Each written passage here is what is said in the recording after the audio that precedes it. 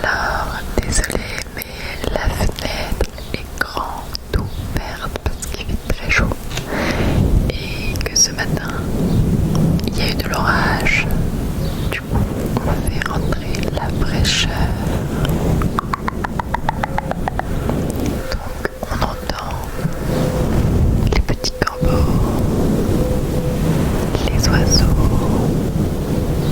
les motos.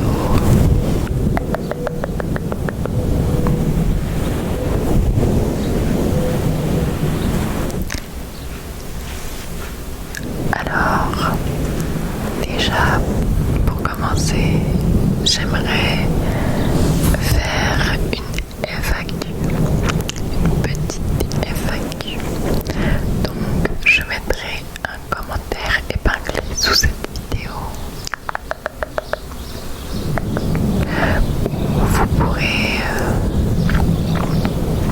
mettre vos questions. Comme ça sera beaucoup plus simple pour moi de répertorier toutes les questions. Voilà, donc je vous laisse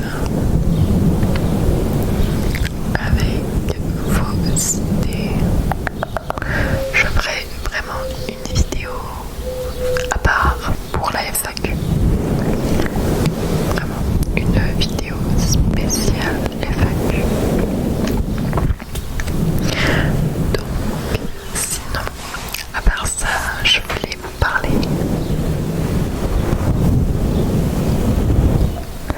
donc déjà, comme vous pouvez le voir, je n'ai plus d'ongles. Je suis vraiment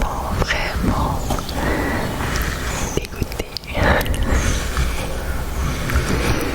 Ça fait très longtemps que je fais mes ongles. Je les ai jamais enlevés. Je pense que ça fait 6 ou 7 ans que je fais mes ongles. Le temps passe très.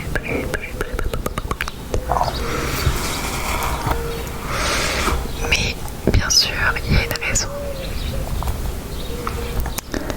C'est très moche. Même pour faire du tapping, c'est un peu compliqué. C'est un petit peu compliqué. Ça va. Donc, en gros, pour faire simple, j'ai déménagé il n'y a pas si longtemps à côté de Lyon et j'ai trouvé du travail, mais mon travail consiste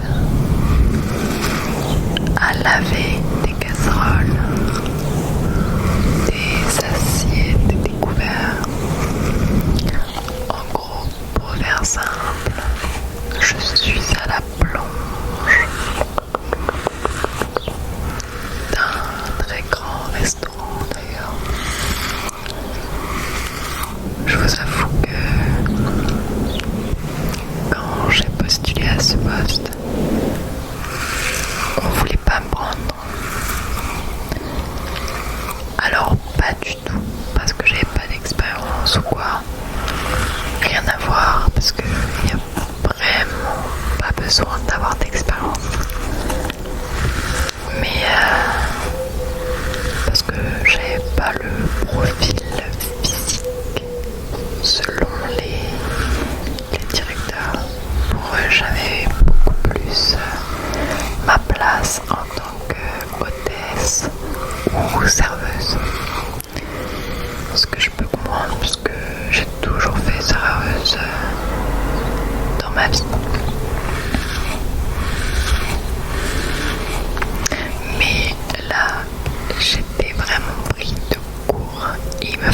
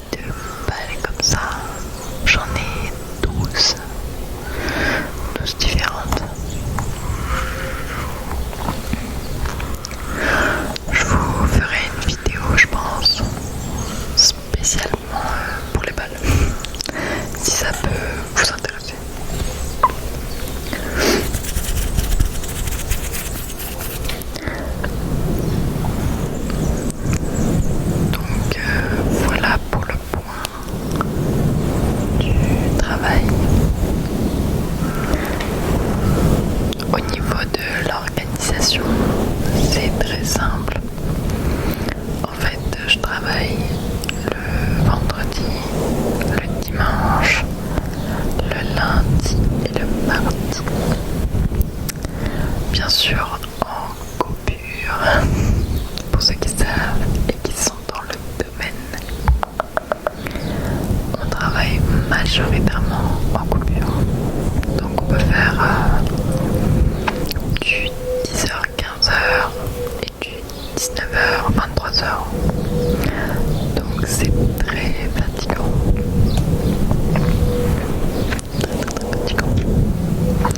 Heureusement que je suis en 26 heures purée. Faut savoir que avant, il y a quelques années, je travaillais dans un casino de nuit, donc les horaires tardifs, ça me connaît. Je faisais du 19h, 4h du matin, tous les jours. Peu importe férié, peu importe, tous les jours, dimanche, tout le temps. Mais j'aimais beaucoup faire ce travail. J'étais barmaid.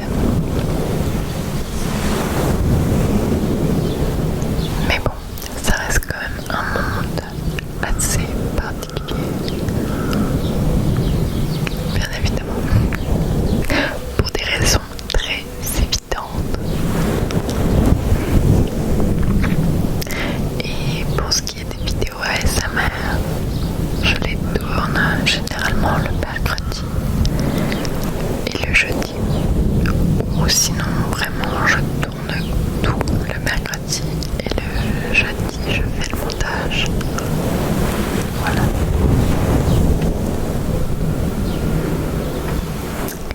Et puis des fois il m'arrive d'avoir des demandes de vidéos personnalisées. Du coup je les effectue le mercredi aussi.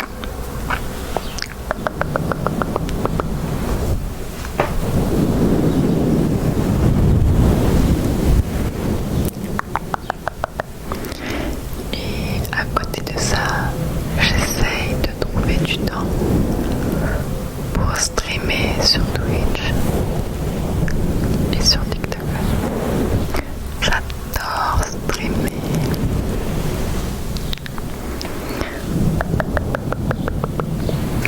Ensuite, il faut que je vous parle de quelque chose qui est assez drôle. Mais bon, sur le moment, j'étais vraiment en panique. C'est une petite anecdote que je vais vous raconter qui s'est passée il y a une semaine tout pile. Une semaine. En gros, je rentrais du travail, il était 23h. Et tout simplement, j'ai que vraiment quelques minutes pour rentrer chez moi. Vraiment, à peine 7 minutes, 6 ou 7 minutes. Et je passe par des petits chemins de forêt, etc. Et ma voiture, elle s'est mise en fait à ne plus vouloir avancer à 23h en pleine forêt. J'ai eu super peur. Mais c'est pas ça le bien. C'est qu'en fait, j'avais beau appuyer sur l'accélérateur, elle avançait pas. Pourtant, j'avais déjà effectué 2 ou 3 kilomètres. Et tout se passait bien. Jusqu'au moment où je me dis peut-être que je suis trop fatiguée, peut-être que c'est moi, j'ai pas fait attention quoi. J'ai peut-être pas fait attention. Du coup, je m'arrête et je redémarre la voiture en plein dans les champs et dans la forêt. Mais en fait, ma voiture reste bloquée à 20-30 km/h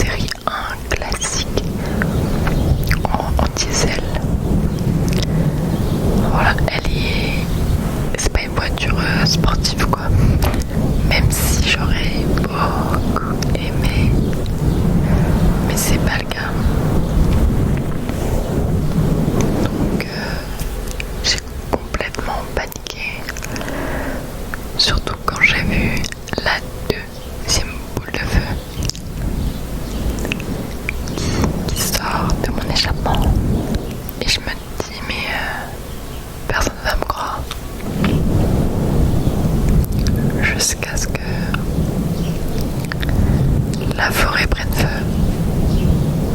avec des flammes qui montent jusqu'à 15 mètres de haut, en pleine canicule. Donc évidemment j'étais complètement paniquée, en sachant qu'il y avait des gens à côté. Donc je me suis arrêtée et j'ai appelé les pompiers. Mais en fait, ils avaient beaucoup de mal à me localiser, car j'étais vraiment sur la route qui sépare deux départements. Donc ils me trouvaient pas en fait. Ils m'ont envoyé un SMS pour me localiser, mais c'était très compliqué. Ils ont mis au moins 10 minutes avant de savoir où est-ce que j'étais, pour enfin envoyer une patrouille, enfin deux patrouilles plutôt, de gros camions de pompiers.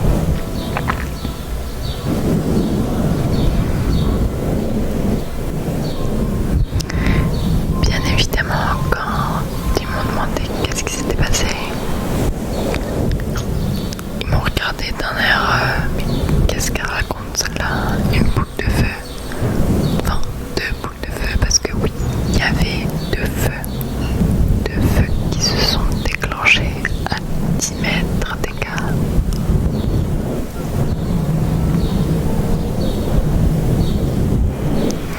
Au début, ils m'ont accusé en disant que je fumais, que j'avais jeté un mégot, ou même que j'étais pyromane.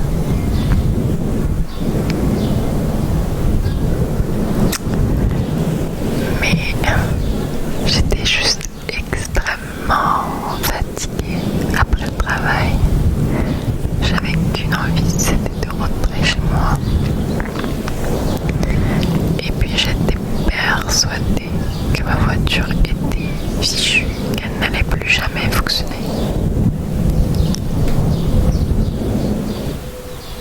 Mais par miracle, je ne sais comment, elle fonctionne. Elle n'a aucune séquelle. Je n'ai aucun voyant sur mon tableau de bord. Et là, ça fait une semaine que ça s'est déroulé. Et c'est comme si il ne s'était jamais rien passé. Donc, je comprends pas.